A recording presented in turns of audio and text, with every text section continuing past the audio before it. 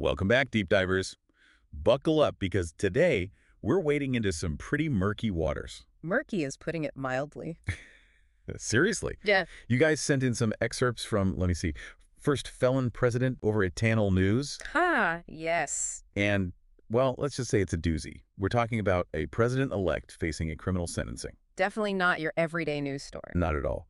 So, to get everyone up to speed, we're talking about Donald Trump. He was just sentenced in that hush money case. Right. Now, he's not going to jail. Yeah. The court gave him what they call an unconditional discharge. Uh-huh. But I got to admit, I'm not exactly sure what that means. Legally speaking, I mean. Well, basically, it means he's been found guilty. The felony convictions are there on his record, but there's no prison time. So guilty, but, like, not really guilty. Well, the court was pretty clear that these convictions are serious. It's just that, in this particular case, they didn't think jail time was necessary. Huh.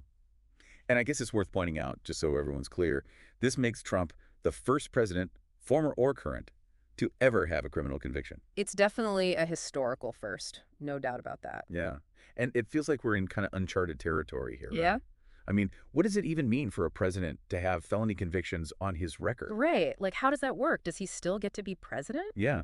What about foreign leaders? Are they going to want to negotiate with someone who's been convicted of a crime? And what about the public's trust? I mean, does this erode people's faith in the presidency? Oh, and don't forget, he actually tried to get the whole trial postponed. He said it was interfering with his upcoming presidency. He did. And the Supreme Court even got involved, remember? Oh, that's right. They decided to let the trial continue, though.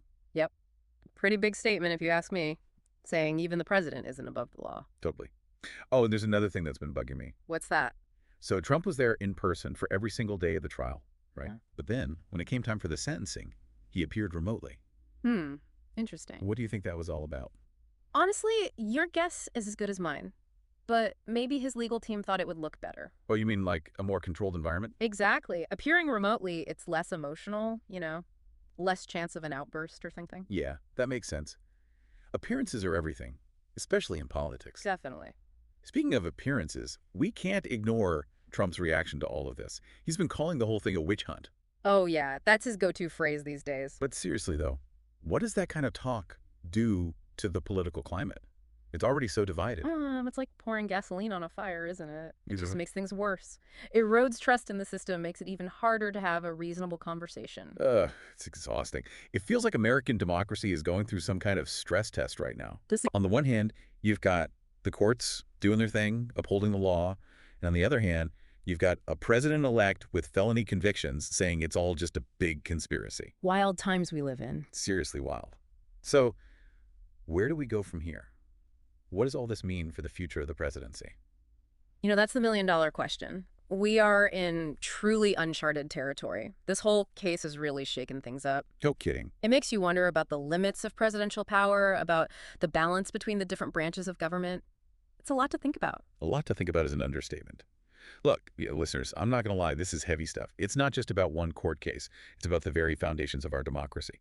So I want to leave you with this. Where do we go from here? How do we as a nation navigate this uncharted territory? Keep those questions in mind and keep those sources coming. You never know what we'll uncover in our next deep dive. Until then. See y'all next time.